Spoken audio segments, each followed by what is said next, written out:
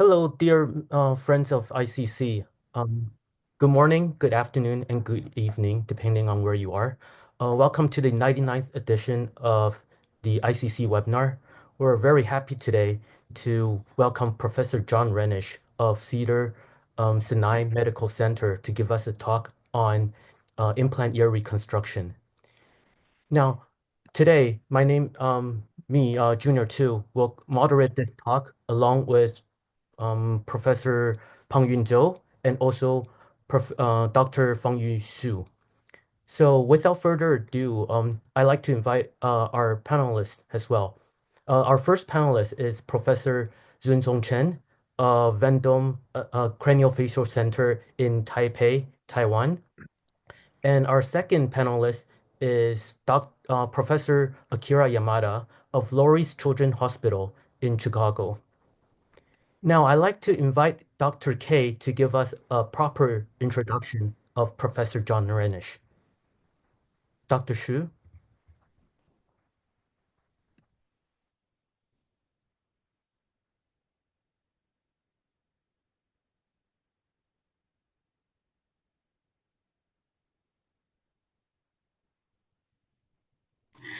Uh, okay, I will start over again. Okay, Professor Janish is a board certified plastic surgeon in the United States who was trained at Harvard Medical School. He is now a world-renowned Microtia surgeon who has seen and treated over 4,000 Microtia patients. He created innovative pore reconstruction technique for the treatment of Microtia in 1991. He founded the Division of Plastic Surgery at the Children's Hospital Los Angeles in 1983 and was also the chairman of the Division of Plastic Surgery at the University of Southern California. Dr. Reinisch is the former director of Craniofacial and Pediatric Plastic Surgery for Cedar Sinai Medical Group in Los Angeles and the professor of surgery, Keck Medical School at the University of Southern California. He has also served as the head of the Division of Plastic Surgery at the University of Southern California, and currently the head of the Microtia Surgeon's Office in Beverly Hills. He published over 100 scientific papers and was invited to deliver speeches in international conferences for over 150 times. In addition, he is the author of modern Microtia textbook and has trained over 200 surgeons from 25 countries. All in all, he is the master of ear reconstruction, and we are very honored to have Professor Reinisch to deliver a speech about implant ear reconstruction today. So let's welcome Professor Reinisch.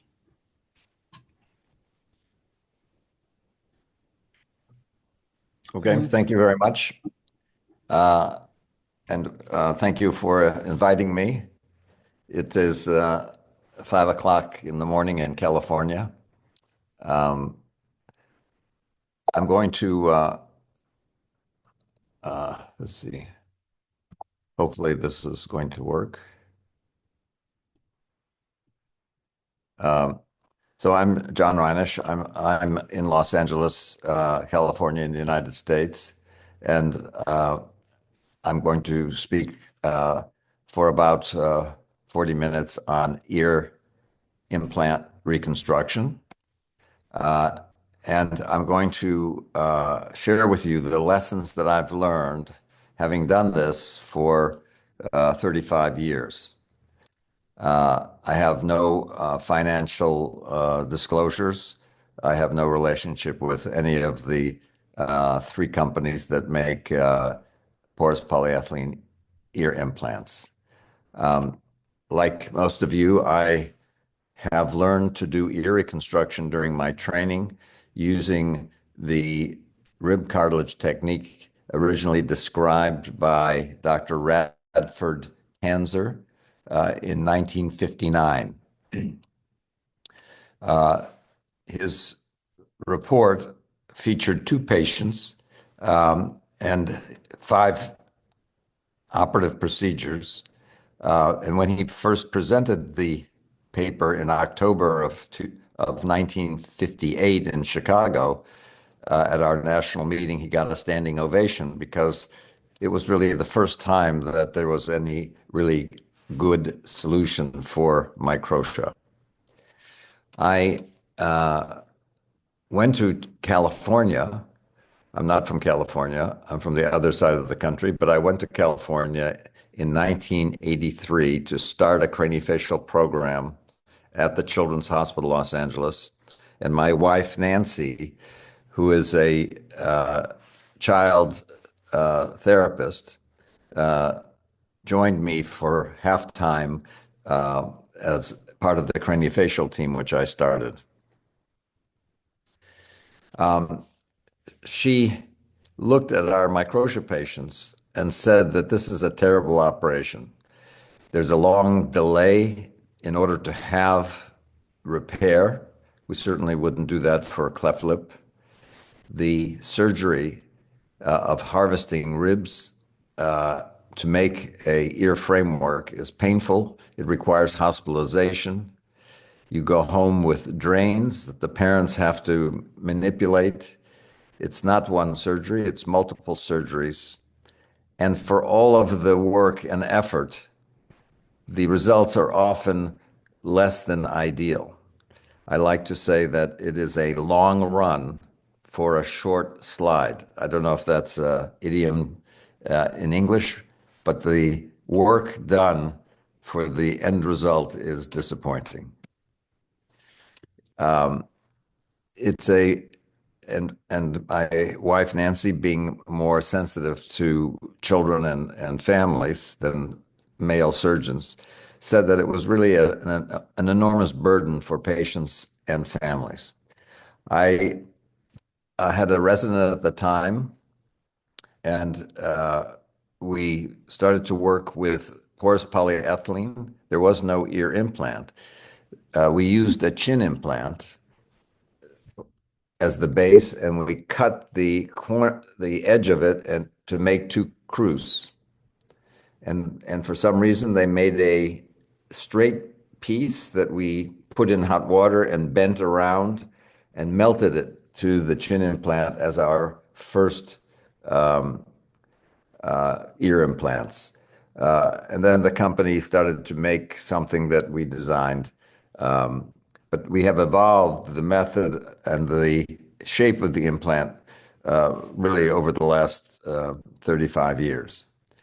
I started to do children. I think I did 4 in 1991, ear reconstructions, and didn't talk about it until a meeting in the United States in 1999. And people agreed that the results looked good, but nobody would do it because it was a foreign material. But we persisted, and you can see from 1991 till last year, the numbers have increased. It dropped during COVID, but before COVID in 2019, my partner and I did over 200 primary ear reconstructions. And if you look at the bottom, in the beginning, in red, we had a high rate of implant exposures. But in 95, we learned how to prevent those. And you can see that our exposures went down, but they increased during COVID. And we think the reason for that is that mask wearing with loops behind the ear pulled the ear forward a little bit like an orthodontic band with small but constant pressure, and that resulted in a higher rate of exposure. We now are aware of that and caution our patients to use mask extenders behind the ear so that they don't wear the loops, the elastic loops over the ear. For those of you who are not familiar with the method, I want to make the point that rib cartilage and porous polyethylene act as a skeleton to give shape. But what is the most important is the soft tissue. If you, as you know, with rib cartilage, you are able to make a pocket and slip the framework underneath the existing mastoid skin. And cartilage is very well tolerated in that position. If you try that with Medpor or with porous polyethylene, Medpor, I don't use Medpor, but it's like Kleenex. It is the name that everybody associates with the material. If you slip Medpor or porous polyethylene underneath the existing skin, at some point you will get an exposure. And when we looked back after 4 years, we had 50% exposures. So to summarize, the rib cartilage goes beneath the mastoid skin, and you don't have projection. So you then have to come back and do another procedure to improve the projection. With the implant, we really are placing it on top of the scalp, and then we are covering it with a temporoparietal fascial flap and its underlying subgaleal layers. That's very important. And you get immediate projection because you can cover the front and the back of the ear. I'm just going to quickly tell you the method. Here's a patient with Microtia. I have outlined with the superficial temporal artery and its anterior and main branches. And you can do this by palpation. In children, you can either shine a light tangentially and see it often, but you can feel it. In adults, sometimes we have to use a Doppler. We also had initially exposures at the bottom of our implant, which is the distal flap. When we take the flap and flip it down, that was the most common site for exposure. We then learned that the anterior branch, if you follow it cephalically, tends to curve back around 12 centimeters from where the canal should be. And if you make your flap long enough to include that distal arcade, because it joins the main branch, it's something that completely eliminates distal necrosis of the flap and exposure. So typically, we make a flap that is about 13 centimeters high or more from where the canal would be. And we do that to include that posterior, the anterior branch, to make sure that we have the distal arcade. If the ear is going to be long or it's going to stick out more, then you have to make it a centimeter more or a little wider. But in general, 13 or 13 and a half centimeters is fine. You always want to have enough flap because once you've raised it, you can't make it longer. This is the flap. You can see an old implant. This is an old picture with a drain. And if you look from above, I'm standing at the top of the head, shining the light through the flap. You can see the artery. You can see the superficial temporal artery, its anterior branch and its main branches. And you'll see, if you look closely, you can see the pulsations. That's the, yeah. Did you touch it? Yeah. Oh, there we go. And you can flip it down over the implant, and you can tuck the flap around the implant or suture it, and then you can apply suction. You can see the pulsations of the vessel. When I raise the flap, I do it with a very low cutting cautery, a blended cutting cautery, because you can, if the cautery is low enough, you can be right on the vessel without injuring it. So here is the flap that is flipped down. You can see the drain here still, and I'm going to apply suction. And you can see how it contours or shrink wraps around the implant. And you can see you get immediate projection. We then cover the temporoparietal fascia with skin. We can make a canal, or we can make it look like a canal. Here's another example.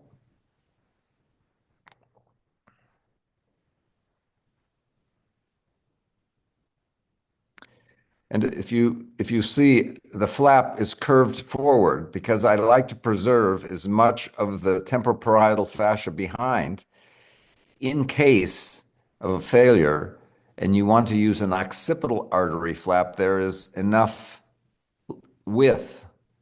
Then it's an inferiorly based flap that you flip forward, but you need to have enough length or width of temporoparietal fascia.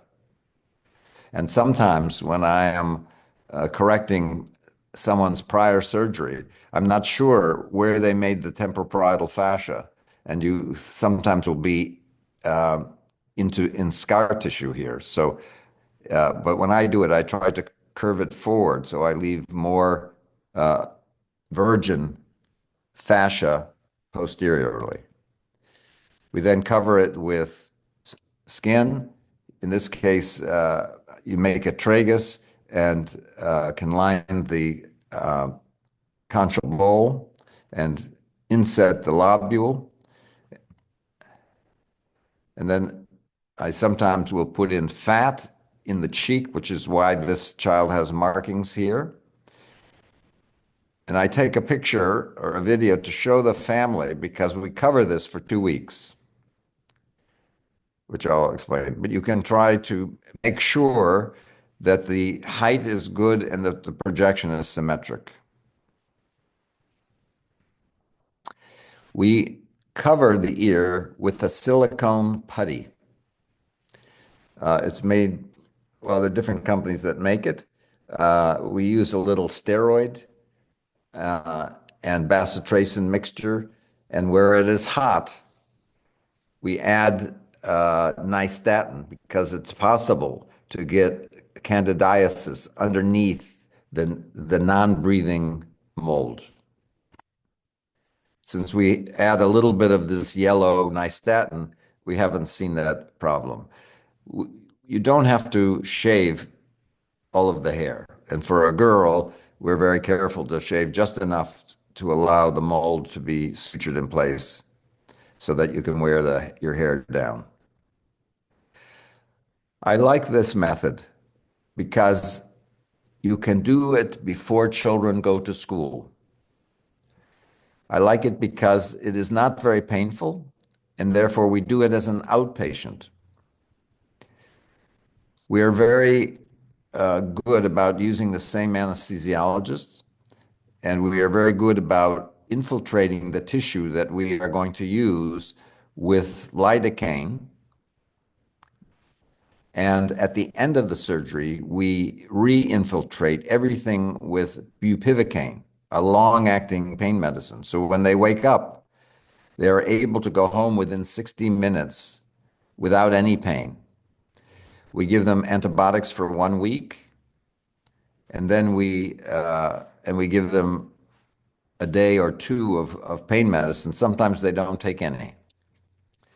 We remove the drains once the silicone mold is in place and has hardened and sutured in place. We suture it to the scalp. We remove the drains.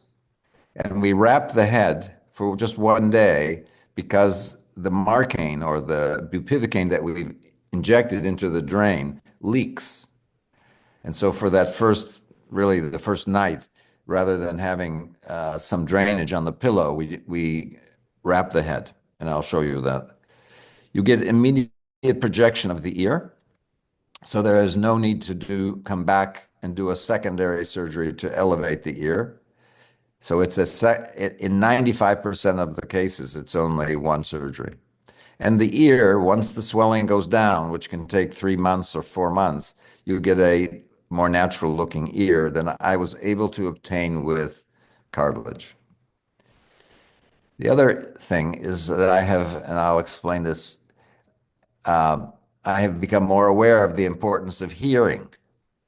When I trained, we as plastic surgeons did the ear reconstruction and didn't consider the function of the ear as being that important because they could hear on the other side most of the time and they develop normal speech. But about 21 years ago, I started to work with a otologist and learned the importance of hearing and how it becomes more important as you become older. So that with this method, you can do an early atresia repair, unlike rib cartilage.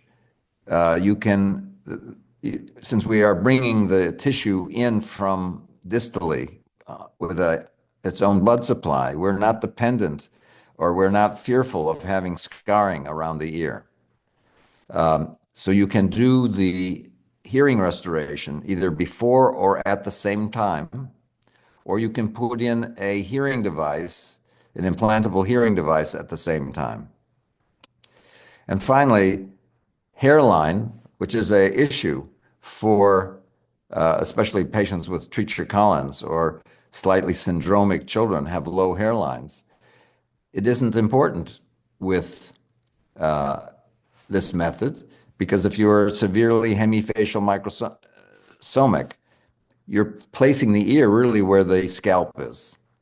And so we're not dependent on that hair-bearing scalp to cover our ear implant. And this is an example of a patient I did last week. And you can see there's very little hair. He had a draining canal, and a surgeon had removed the canal, and there was a little piece of cartilage. So I removed that at the time of the ear reconstruction, and you can see I put in an osseous subcutaneous or actually periosteal hearing implant, which is the marking above the ear. But that low hairline is really not an issue. So I've been doing this surgery now for, I guess, 35 years. And I've learned a number of important lessons that I want to share with you. So the first lesson, and this is fortunate for ear reconstruction surgeons, is that ear size is different, or ear growth is different than the nose or the jaws. With nose surgery or with jaw surgery, like the arms, growth continues until you're around 17 or 18. But ears come out large, and they don't grow much beyond age 5. It's similar to the brain. If the brain kept growing till you were 18, you would still have suture lines during your teenage years. But our sutures fuse early because the brain is large, and children's heads are large because of that. And the things that are connected to the brain, like your eyeball or your ears, are also large. And that's true also of the inner components of the ear. And let me show you an example of that. This is a boy who was 3 years and 2 months when I operated on him. And so I made the ear just 6 millimeters larger. 6 millimeters is hardly noticeable. Here he is at age 4. You can see the ear is slightly larger. Here he is when he's 19. And here he is when he's 29. So we don't have to enlarge the ear as you grow, or we don't have to make the ear grotesquely larger in a small child. And yet we're able to restore craniofacial symmetry early, before he goes to school. Number 2 is that soft tissue coverage is important where you take your skin grafts. Oh, I'm sorry. The soft tissue coverage over the implant is very important. It is not so critical with cartilage because cartilage is well tolerated under skin. But if you try to place a porous polyethylene implant underneath the existing skin, you'll get an exposure. This is a patient who had tissue expansion bilaterally and it ended up with 2 exposures. When we take our flap, we are not only taking the superficial temporal fascia, because that fascia, when it comes down over the implant, is going to stick to the porous polyethylene implant. And the skin that you put on the fascia will not wiggle, will not move, and you will rub, you'll have an exposure. So it's very important when you elevate your superficial temporal fascia that you take your underlying loose areolar tissue or the subgaleal layers. So when you're bringing it down, we're looking not really at the superficial temporal fascia, we're looking at the underlying subgaleal layers, and that's what our skin graft is going to be sitting on. So the implant is covered with the temporoparietal fascia, but on top of that is the underlying subgaleal layers, which are now superficial, and that's where we put our skin graft.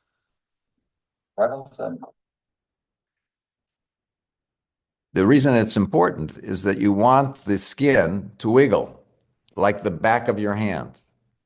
If you wiggle the skin on the back of a hand, it moves. That's not true on the front, on the palmar side. That's critical to wearing a hat, to sleeping on it, and to preventing exposures. It's important if you have an injury. This is a patient who I did several years ago, and the family sent me an injury, an abrasion, which healed, as you can see on the right side. They sent me this video, and you can see how the skin moves over the implant.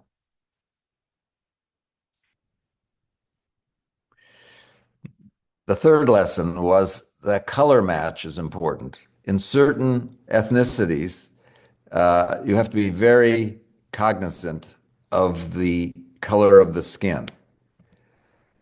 This is a girl from Russia, and you can see her skin is quite pink, but the part of the ear is covered with groin skin. And that, you see the contrast, and it spoils the ear because you have a ear that looks more like a quilt instead of a uniform color. We use groin skin to cover the back of the ear, usually.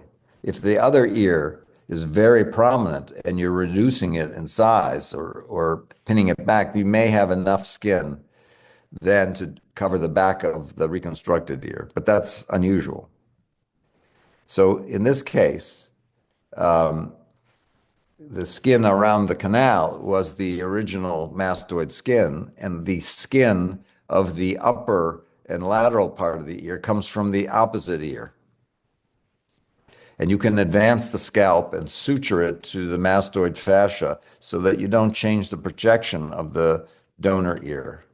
And you make sure that the junction between the skin of the groin and the skin of the anterior ear is at the helical rim or behind the helical rim so you don't notice it. And then you get a uniform color of the ear, which is very important.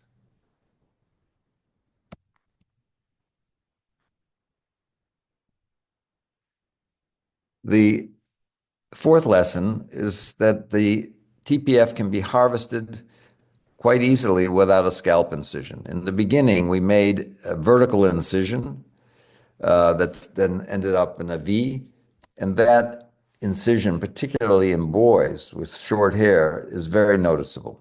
So if you have a white scalp and dark hair, you see that scar very noticeably, especially if you have straight hair.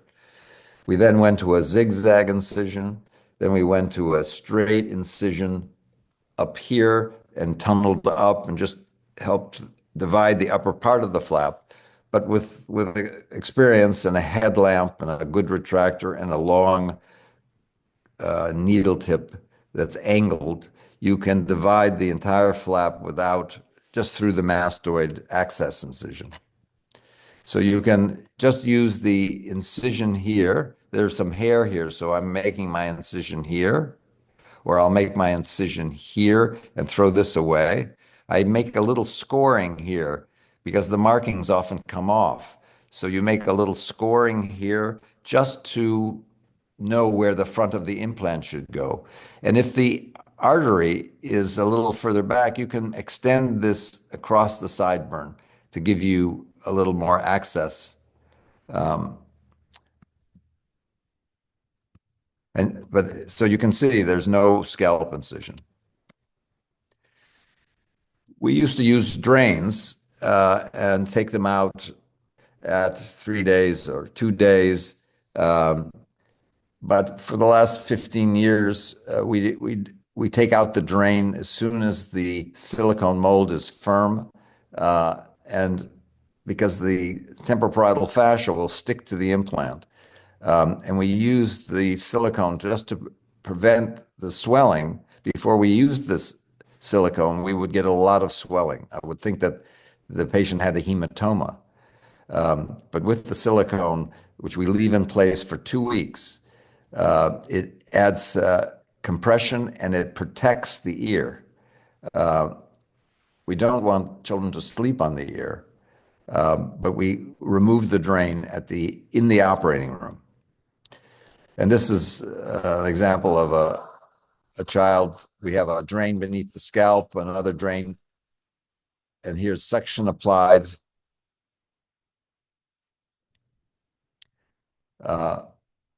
And then we apply the silicone sutured in place and remove the drains.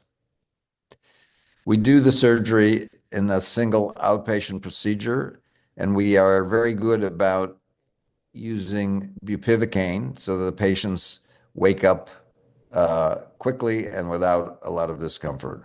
And this is an example.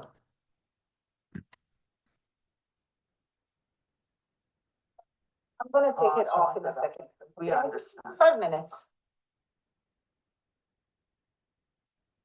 And this is one of the youngest kids we did. He was a little under 3. He was very large, so we did him, but usually we don't ever do a child who is 2 years and 8 months. Bien. Me siento bien. The other lesson is that younger children are easier than older children or adults. We hate doing adults, especially male adults. Their scalps are thicker, their temporoparietal fascia is thicker. Women are thinner, but younger children really are better for several reasons. Older patients are often nervous about the surgery. They often say, well, I like my little ear, I don't want to have surgery. And that's hard to make a 10-year-old have surgery. They're more self-conscious, and they're more fearful, and they have more, or they experience pain more. And this is a boy who was 10 years old, and this is one day after his surgery. He came back for us to remove the head wrap, and he's looking at himself in the mirror. And he's emotional. He thinks, well, maybe I shouldn't have done the surgery. Now, this is him at 2 weeks when we take off the mold. We take that off at 2 weeks. You see, he has good symmetry, and he was much happier. But their emotion is clearly labile at that age. And here's a girl who is 4 weeks from her surgery. There's no pain. I'm just cleaning her ear gently, and you can see she's just worried that I'm going to hurt her. By contrast, this is a 3.5-year-old girl from Russia who has 2-sided microtia. And the telfa that you see on the back of the scalp is from a skin graft that we use to line the ear canal and eardrum, a very thin skin graft. And this is one day after the surgery. You'll see that her eye is swollen, but very different pain. And they experience the surgery very differently. Here she is before going home. The ear sticks out, and then she came back a year later for her other ear. Also, from a surgeon's point of view, younger patients bleed less. The temporoparietal fascia is thin. The tissue planes are easier to identify. And the scalp is thinner and more pliable, so it's easier to elevate it when you're trying to dissect your temporoparietal fascia through your mastoid access incision. Number 8 lesson is hearing loss. Unilateral hearing loss in young children is not terribly noticeable. But as you get older, one realizes that they don't have sound direction. They don't hear well in noise. And then when they get to be around 7 years old, if you're talking to them on their Microtia side, they start to turn their head so that their other ear, which is in the sound shadow, is now able to hear you better. And then when they get older and are in the workforce, people often think they're rude because they'll say good morning, but they don't hear it because you're talking on the side that they don't have good hearing. They have conductive loss, and they seem to ignore people. So a number of adult patients complain that people think they're rude, or they explain when they meet somebody that they don't hear well on that side. Just to go back, so we try to do something now more aggressively about the hearing. And currently with the Ossia implant, which is a big improvement over the Baja, because it doesn't have any feedback and it has a lower profile, I would say we put them in about half the time that we do ear reconstruction. Of the remaining 50%, we make canals at the same time as the ear reconstruction. We call that a combined atresia microtia surgery, or the other 25% of patients decide they don't need it and they'll wait for the child to get older. The next lesson is Microtia classification. There are a lot of classifications for Microtia. And the thing that characterizes all of these is the fact that they ignore the function of the ear, which is really important, which is hearing. So we came up with this classification, probably 18 years ago. And we published it in 2013.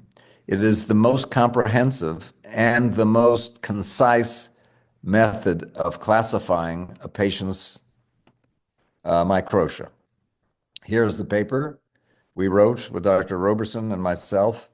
And the here part is, it classifies the ear and the maps with the addition of hearing and the middle ear atresia score. We use the Yarsdorfer scale or score. And the maps part talks about the face, the facial symmetry, because we're doing the surgery to restore facial symmetry. So just to have an ear when you have facial palsy or you have hypoplasia of your cheek is not enough. So here's a boy with left-sided grade 3 microtia, and applying the hear maps, the H stands for the hearing. So we would give you an H and then a subscore of bone conduction. So if the bone conduction is 10 or 15, we would use the 1, and then the air conduction. So he would be a 1.6, meaning that his bone conduction is in the 10s and the air conduction is in the 60s. This is the standard grade 1, 2, 3, 4. This is the atresia score that we get from the temporal bone CT scan. And it can go from 0 to 10. Really not 10 because we take off 1 point for microtia. And then this has to do with the size of the ear and position of the earlobe. The mandible, if it's shifted, we give a different score. We score 1 if it's normal. This has to do with the cheek asymmetry. So if the cheeks are symmetric, the A would be a 1. The P has to do with paralysis on the side of the microtia, and this has to do with whether you have a syndrome or not. So rather than say this boy has grade 3 microtia, we say this. All right. Bye. When are you going? So you can see that this. With the SPC. Oh. I think somebody needs to mute. Yeah, thank you. So this tells you everything you need to know in a very concise way, and it's good for research and communication. And we use it, and here's an example of a girl from Russia who had 2 previous jaw surgeries. This is her score. She has a conductive hearing loss. She's a grade 3 microtia. She does not have a good atresia score. In other words, she is not a candidate for ear canal. She has a normal earlobe. Her mandible is midline. She has a smaller cheek on the right side, and she has a mandibular nerve palsy and no syndrome. So you can see her mandibular nerve palsy. It is very noticeable in someone who has a full dentured smile. So just to have an ear is not enough if this is what you look like when you're communicating. But you can, so her nerve is not pulling down the lip depressor. So we can put Botox on the other side. It works very well. You can draw where to put it and how much. We only use 5 or 6 units, and we can give them a picture so that they can have it done at home.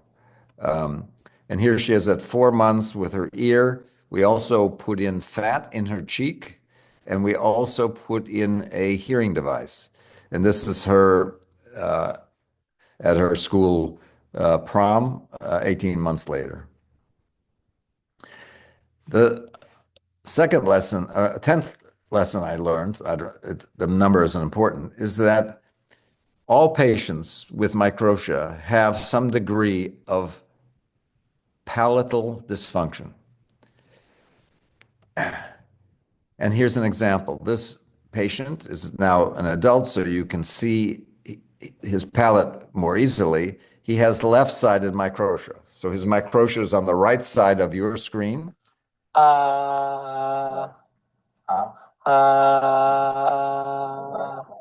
And you can see that when he elevates his palate, it deviates away from the microtia. That means the muscle is weaker on that side. It means that you don't have isolated microtia. It's never isolated because it's always involving the palate. Is it significant? We did a study where we looked at normal children, children with one-sided microtia, and children with two-sided microtia. And we used a mirror test and listening, and we found that with unilateral microtia, a third of them, 35%, had nasality. If you're very good, you can detect it. And on mirror exam, it was a grade 1 or 2. So not so significant. But with bilateral, almost 80%, between 3/4 and 80% had velopharyngeal incompetence, and it was more significant on mirror exam. Here's an example. Like, there's always a shadow, and when there's no light, no shadow. Exactly. Right. I operated on a girl on Thursday with bilateral microtia, and she was adopted from India. by a very nice American family, and I can understand her when she's talking connected speech. I mean, her mother does, but and with, when she says yes or no, she's only 6, but very important to be able to do something. And most people are unaware that they should be referred to a cleft palate team because they don't have a cleft palate, or people think, well, it's just because they didn't hear well. But I did a pharyngeal flap, and the next day she was sounding better. Another lesson I've learned is that exposures or fractures or very rarely infections are not a disaster. They can be treated. This is someone who came to watch me do surgery. He called me because he said this is about the 8th time he's done Microtia, and he was very happy with it. His results were very good, but when he took the silicone mold off at 2 weeks, this is what he had: exposure of the implant. And I said, gee, that's the proximal portion of the flap. And it's most likely from a dressing that's too tight. You have to be very good about not applying a dressing or having the child sleep on the ear for 2 weeks. He said, now that you mention it, I got called away at the end of the surgery and I had the resident wrap the head.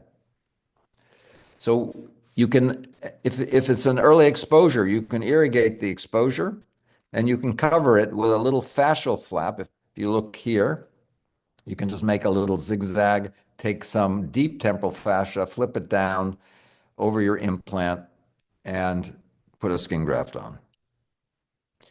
This is a patient I did in 2007 from India.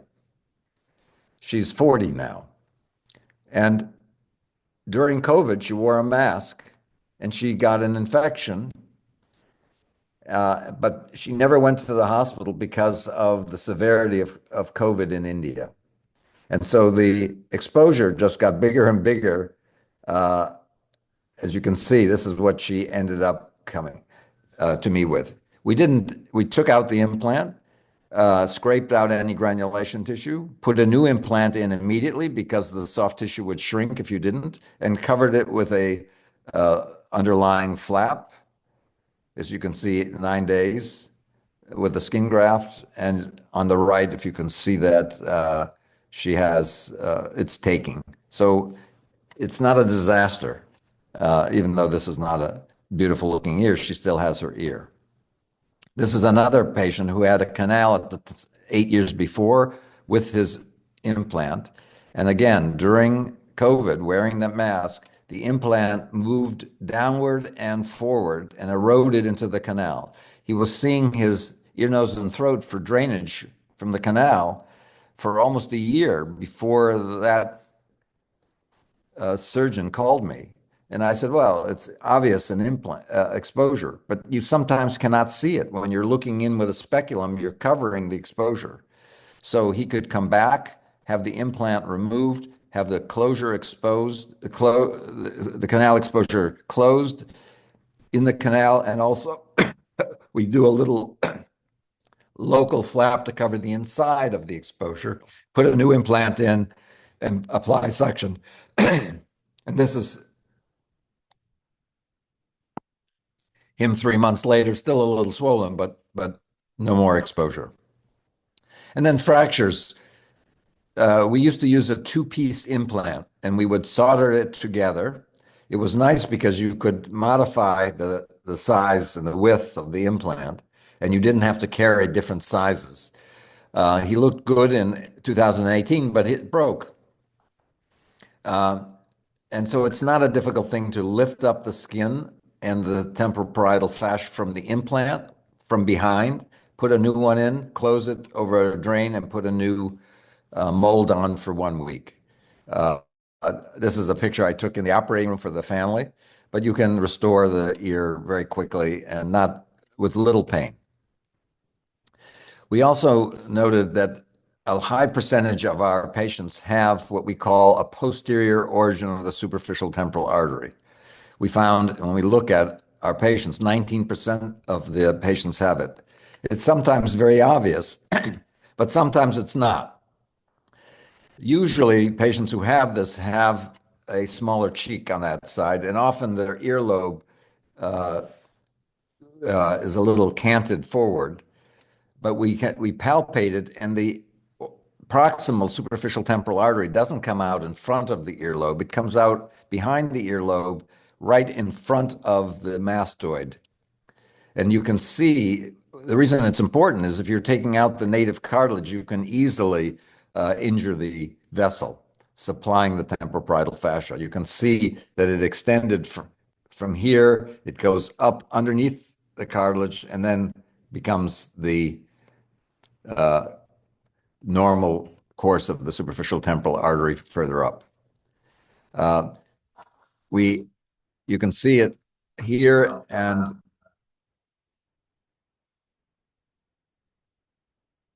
so it's just something to check and be aware of, so you're not surprised. But the times that we've injured the artery is when it's been a posterior artery. And I used to dissect the artery all the way down to the mastoid so I could move the artery back and then make a conchal bowl. With our newer implants, I don't do that because it comes with a bowl. And so this is an example of an artery that comes like this. You can see this is moving forward, and you can get a bowl shape. This is also, the skin sometimes looks a different color here. And you can see where the artery was, and you can put a skin graft here and make a deeper bowl. This I think is very important. We don't want to keep operating on children. We want to make the greatest impact with our one surgery. So we do ancillary surgeries at the same time. This is a boy from Indonesia with bilateral microtia. Here he is at, I think, 3 years and 7 months, where we're making an ear and putting in a hearing device. Here he is when he came back about 6 months later for his other ear. So he was 3 years, 11 months. He came back at 4 years and a half for his second ear, and this is a month after his second ear. And this is him skiing a year and a half later. Parents sent this picture. Fat grafting is something that we do about 20% of the time when there's significant cheek asymmetry. Here's an example of a boy who was an identical twin. His twin did not have microtia, and this is a year and a half later putting in 31 cc's of fat, which is about as much as we ever do. This is another girl with significant facial asymmetry, and here she is 6 years later after doing fat. We don't do distraction anymore. Here's a boy who had macrostomia. He also had a rib cartilage, and because of his low hairline, they moved the ear too far anteriorly. So we took out the rib cartilage, did an implant, closed his mouth, and put in fat. And you can see how much you improve his symmetry. I will just finish up quickly. This is a girl, we did an ear, we put in fat, and we did an otoplasty. Here she is a year later. This boy is 5 weeks later. He has facial paralysis. He had a funny ear on the opposite side, so we did an ear, we put in a hearing device, we did an otoplasty, and we did Botox to his lower lip. And then lastly, I want to say that secondary salvage using an implant is a very good operation, because when you have an unsatisfactory ear reconstruction, which is common, patients don't want to have another ear reconstruction because they remember the pain from the original surgery. And now they're adults or older, and it's even more painful. So we have a number of patients that have had secondary ear reconstruction. This was a failed rib cartilage, and this is her 25 years later. This was a child from Korea done by an oral surgeon who had an exposure. He tried to take a scalp flap to cover it.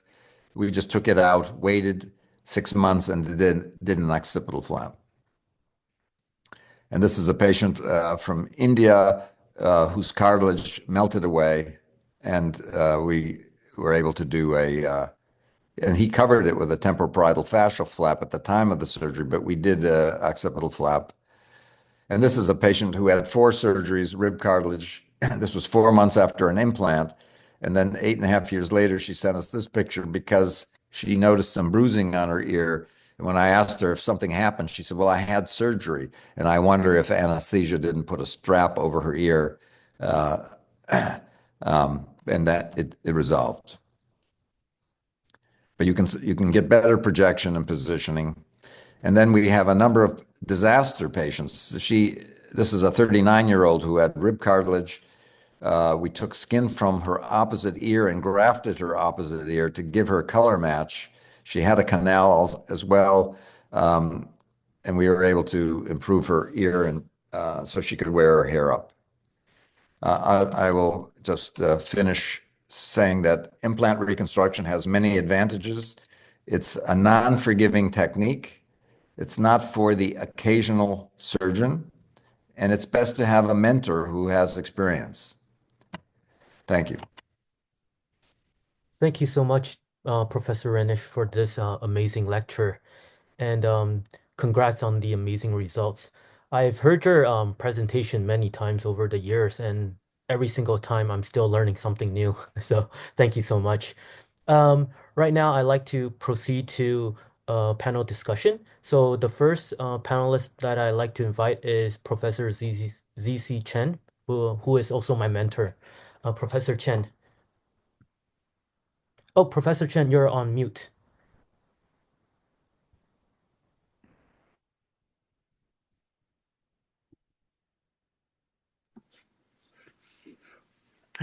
Thank you. Actually, I was inspired by Dr. Reinisch and started to do the PP surgery. Anyway, I still feel difficult from time to time. And I think for most of the surgeons that we are still struggling in how to get a stable and constant result. So, and how to deal with the different kinds of anatomical variations, different kinds of skin quality, and most threatened conditions, how to treat complication. So, I don't know. I don't know.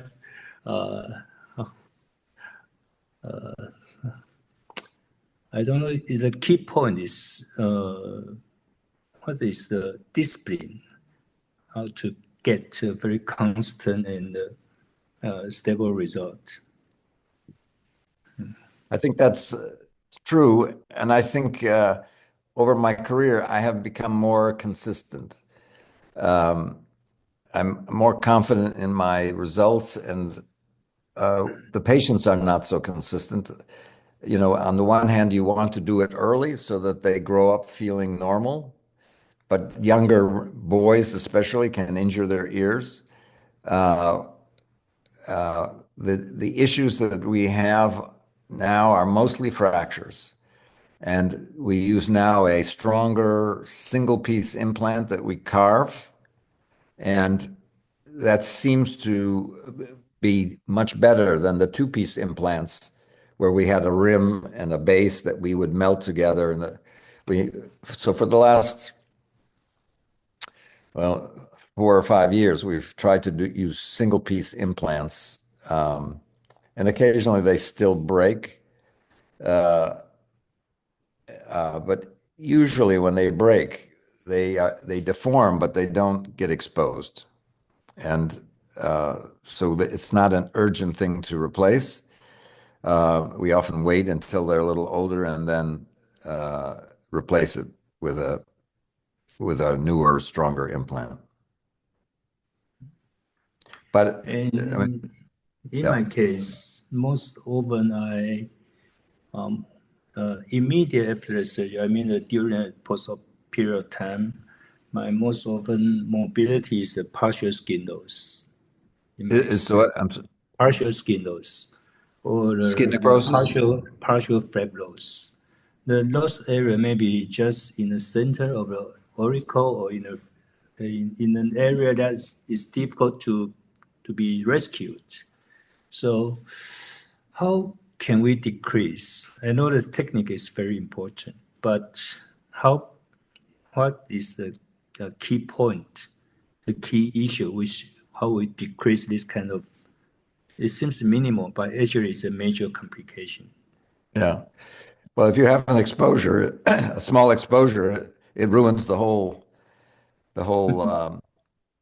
reconstruction.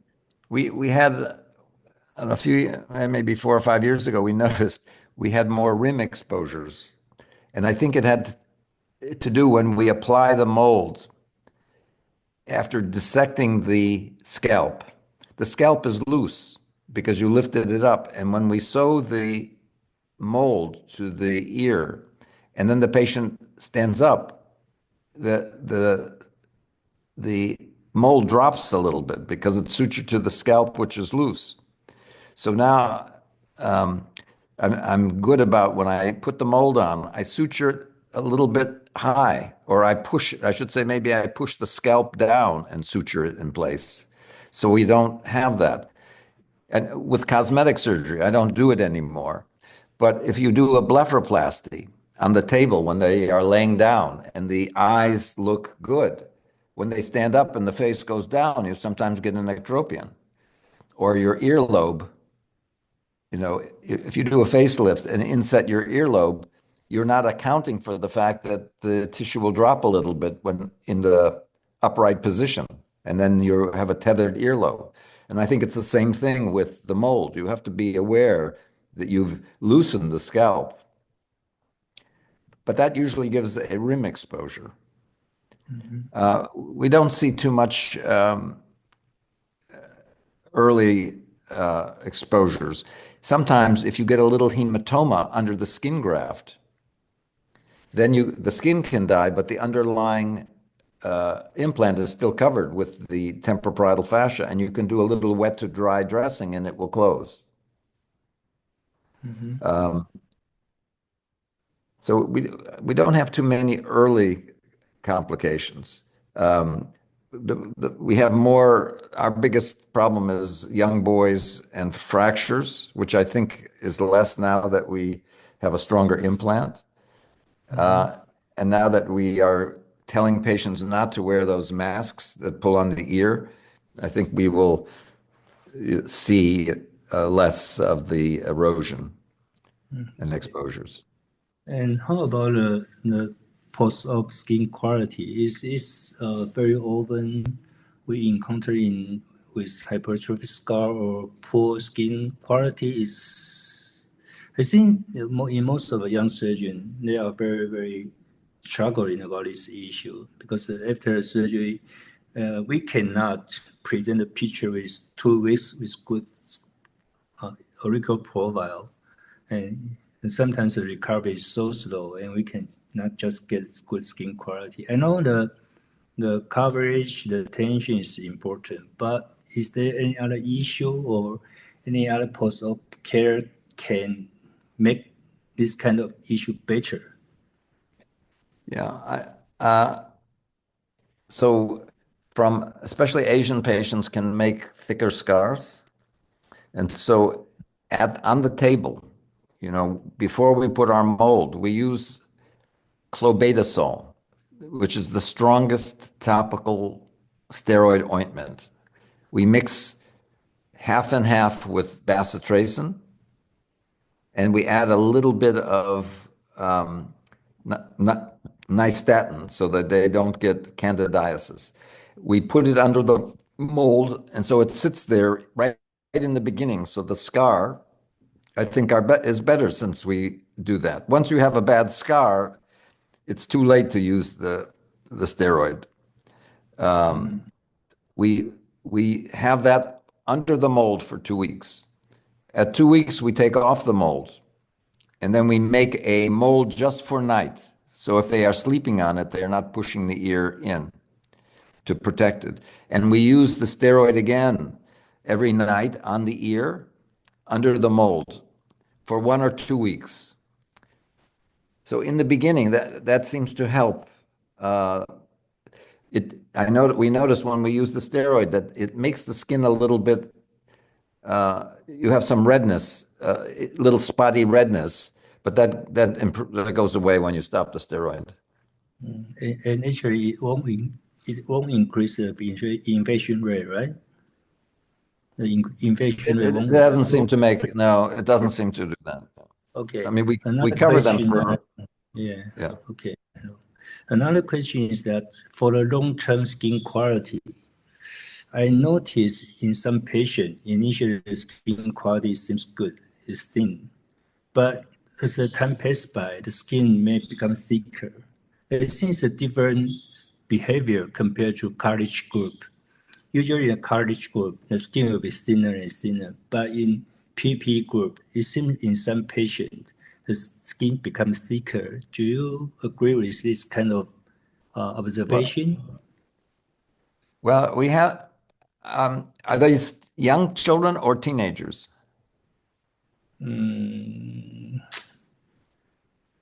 Difficult to say. Yes, usually a teenager's skin quality is So not that kind of easy. So we use full thickness skin because we don't use split thickness skin. When we had two-sided ears, you would like to use split perhaps because you don't have good opposite skin to use. So full thickness skin is better quality. With teenage boys, and not so many, but we have had some when they go through puberty, it gets thicker. And we sometimes, in a handful of patients, I have opened it, lifted up the skin and thinned it and put it back. And I haven't seen it in girls, only boys, and always in teenagers. So I think it must have to do with maybe hormones. But it's not common that I've seen it. But I have seen it. And I can think of the 10 patients that I've seen, at least 2 or 3 have had Treacher Collins. So I don't know if that has anything to do with, maybe it's just because they have more ears. They have 2 ears that we have done. But yeah. Okay. And okay, Junior, you may have another question by the other surgeon. Yes, thank you, Professor Chen. Next, I'd like to invite Professor Akira Yamada. Professor Yamada. Dr. Reinisch, thank you for waking up so early. My time is Chicago. It's 2 hours at the back, so I'm okay. Yeah, I know. Dr. Reinisch is the implant ear reconstruction guru. And I'm going to be very quick because Dr. Chen, my friend, did a lot of good discussions. And I just simply enjoy your talk. And I also took your course at the ISAL meeting in Toronto and to learn more about your approach. So my friend Dr. Chen and I spent time with teacher Dr. Nagata together to learn autogenous approach. Now Dr. Chen does more implant approach, and I stay with rib cartilage for 30 years. I still do rib cartilage. You do? But if the patient comes to see me and the patient does not have a rib cartilage, I think the choice will be implant over cadaver cartilage, in my opinion. Okay. I would do either send the patient to Dr. Reinisch or I will visit you and learn your technique. Yeah, You said, my pleasure. yeah, I would say I would not do implant surgery without directly learning from you. Okay. Yeah. The journal or book does not work well for total ear reconstructions. Okay, we had so many details and tricks need to be learned before starting ear reconstructions. So the first step to become master surgeons is to learn from the master. That's I believe. So the primary surgeon, yeah, go ahead. Yeah, I think it's like any surgery. It's a little bit like getting a recipe. You can give the recipe to different surgeons to make a cake, and the cakes are different. You know, but it's very, the patients, the people who have come to watch, and sometimes they have then gone home and done some ear surgeries and then come back. They always tell me that they learn more after having done some, and then, so the details are very important. I agree. So primary surgery, as you said, is a more best chance to make the optimal result. So we must prepare and train well before executing the primary surgery. Only one thing I'd like to tell is I agree with you about in terms of the pain for the rib harvesting, which is, it's been my headache for a long, long time. But I think I discovered something very good to almost eliminating the rib cage harvesting and technique. But I don't have a time to talk about it, but I have a time I'll talk about it. But which is I'm very happy about pain management has to be better than the current way to do it. So thank you so much, Dr. Reinisch, for your excellent talk. Thank you. Thank you, Professor Yamada. And maybe in the future we can hear your technique in for the painless rib cartilage. Yeah. We'd be interested in that too. Okay. So at this time, I think we'll go ahead and go to the Q&A session. We have a few questions from the audience that they like to ask Professor Reinisch. The first one is from Dr. Dui, and the question is, how and when do you carve the implant? Do you use any special instruments? Yes, we use a high-speed cutting burr. The implants are currently made by 3 companies: Stryker,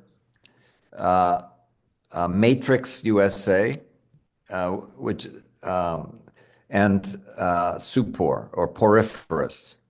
The particles for the poriferous are smaller particles. And with that implant, we use a cutting burr to make the shape of the ear, to deepen the conchal bowl, to change the projection of the ear. It comes in different sizes and shapes.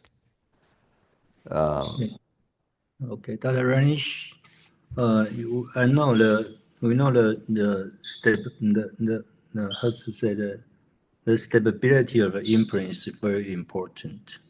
So, but do you think it will be better to make some area without, I mean, for example, the scava area or the triangular fossa area without PPE, so the skin can stick together will be better for the long-term profile outcome? Do you agree? Yeah. So that is a very good question, because the implant that is made by Stryker or the implant that's made by Matrix does not have a bowl, you know, and it's open, but those can break, and the poriferous implant has a tragus, which that company allows you to modify the design, because the head of that company is a mold maker. So very quickly they can give you an implant. It has a bowl, and the TPF, I think, sticks to the bowl. When I've always avoided that, because I wanted the TPF to stick to the normal tissue, thinking it was better to have that. But sometimes the TPF would jaywalk, and you would not get as deep a bowl. So now I'm using that TPF on implant to give a better bowl, and I think it's, at least in the time I've been doing it, it seems better and quicker, because if you don't have that, I used to put a skin graft where the concha should be to give it the appearance of a deep bowl. And then you have to make a tragus. And I would use a little cartilage from the piece that you removed, but although that took more time. So it's quicker to use an implant, even though you have to carve it, that has the tragus and the bowl.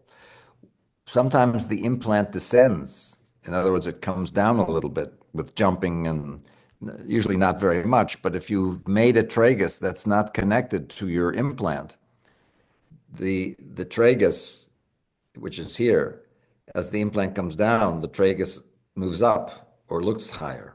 So I like it to be one unit if possible, because if it comes down a little bit, at least the tragus is in the same position. Does having a But ball or not contribute to the fracture rate?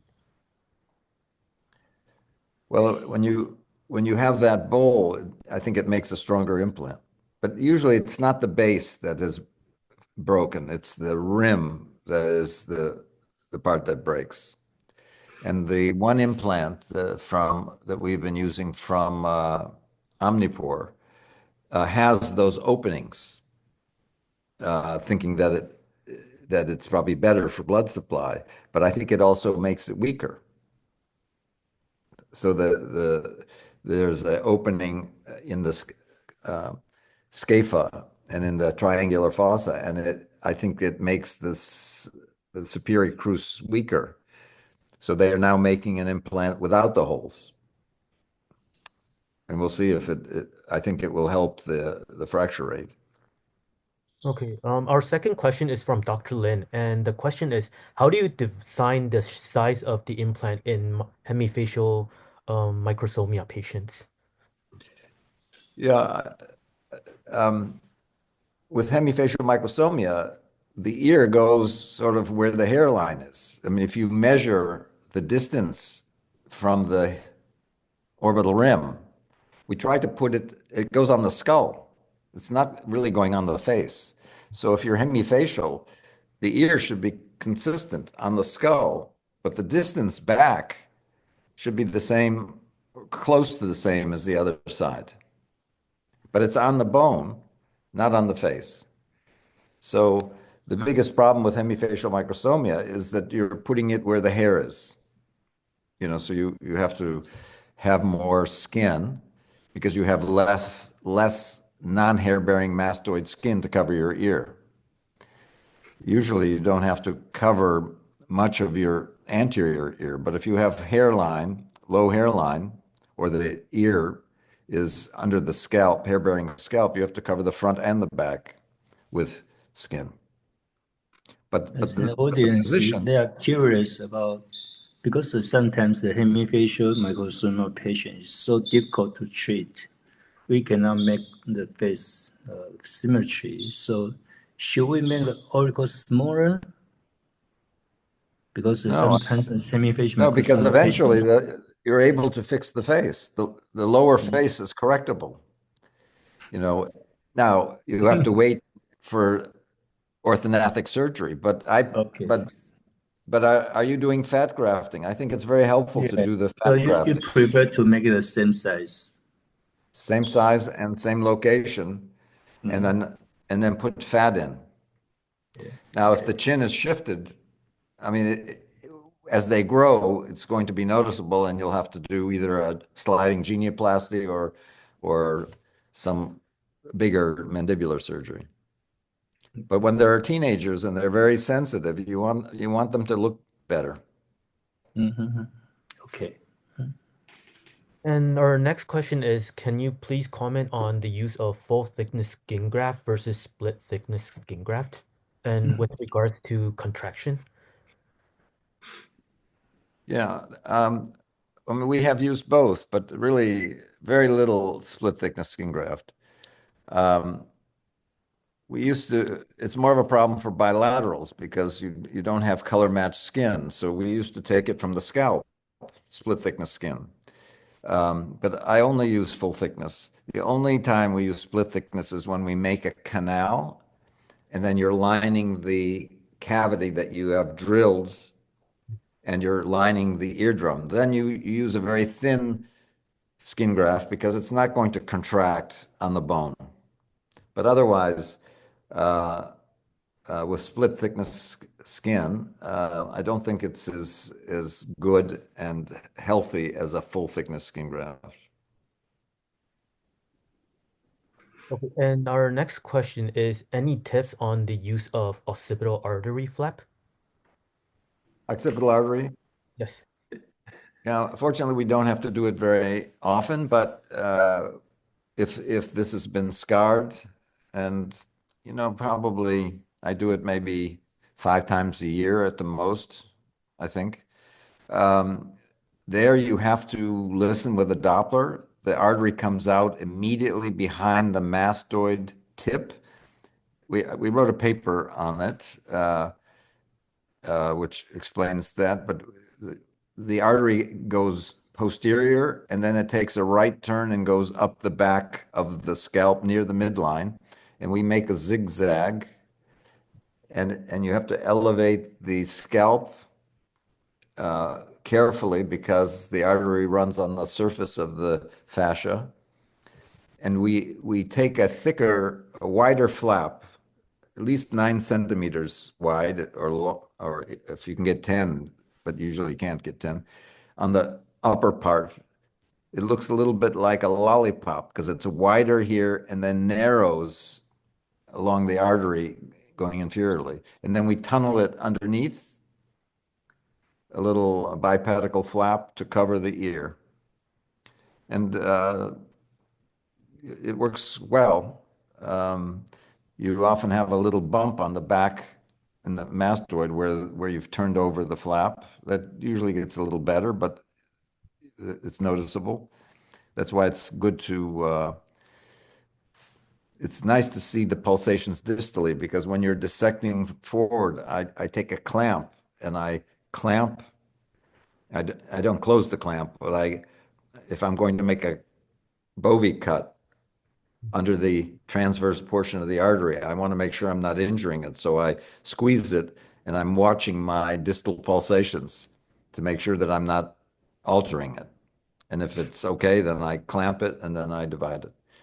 And you have to get the pivot point closer to the, as anterior as possible. So when you flip it over, but it's described in the paper we wrote. Regarding this question, should we do angiography for any case, or a special case? Yeah, I don't do it. I mean, because you can palpate it or listen with a Doppler. So I haven't used angiography. Okay. Thank you, Professor John Reinisch, for your amazing lecture. And also thank you once again to Professor Yamada and Professor Chen for your... Are we going to close the meeting? Yes, we're going to close. Yes. Do you have any more questions? I have one question. Okay. Dr. Reinisch, when and in what condition you may give up the patient, give up the surgery? Well, we haven't I rarely give up. Never give up. I rarely give up. I mean, I can think of a few patients that we even did radial forearm free flap. I did it twice. Yeah, to give an ear. Yeah. Okay, we never give up a patient. Okay.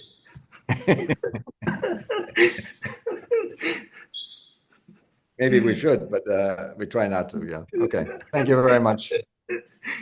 Thank you. Thank you. It was nice See you to soon see you. in the future. All right. Thank you. Look forward to seeing you in person. All right. Bye.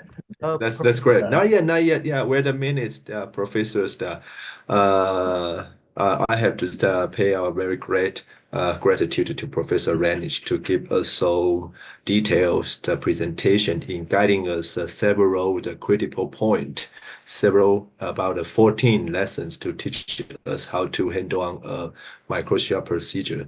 And special thanks out to very valuable the keynotes, the panelist, Professor Renchong Chen, especially our good friend from the Northwestern University Hospital, the Professor Akira Yamada as well, especially for our moderator, Professor Tu. Thank you for all of your contribution to those patients with microtia. Yeah, we always never give up every single patient with microtia. Thank you for your always the support and the contribution to microtia surgery. I would like to invite all our the audience in our ICC. Please turn on your screen. I would like to take a group photo to celebrate this timing because this is a very important ICC. This is the 99th the ICC webinar. And of course, 1 month later, we are going to celebrate our 100th ICC webinar. So I will count to three, and please give me your big smile, okay? Big smile. And we can take a group photo. All right? 1, 2, cheese. Yeah, thank you so much, all my friend. And Thank you, at the Yamada. March, not yet, not yet. Please don't go, Professor Chen. On March 2nd, our 100 ICC webinar will invite four important CLAP surgeons to hear and individually to present how they work on the patients with CLAP, however they have the velopharyngeal insufficiency. The first one will be the Professor Roberto from NYU, and the second one is always the mentor, Brian Salmanen from UK, and the third one is Professor Fayyaz from Pakistan. And the last one is our mentor, Professor Renzong Lo. So please always keep in touch with us and looking forward to your participation again in our 100th ICC webinar. So good morning and good evening. Thank you, Professor Reinisch. You get so very early. And thank you, Yamada, too. 2 hours later only. Okay, have a good day and have a good night. Okay, Professor Chen, you can say goodbye. Thank you, Professor Hangda. Thank you, Professor Tamada. Okay, see you next time. Thank you, Junior. Thank you guys so much. Thank you. Bye-bye. Bye-bye. Okay, thank you, Junior. 谢谢聪哥。谢谢。聪哥不会动了。好，OK，晚安，晚安。拜拜。拜。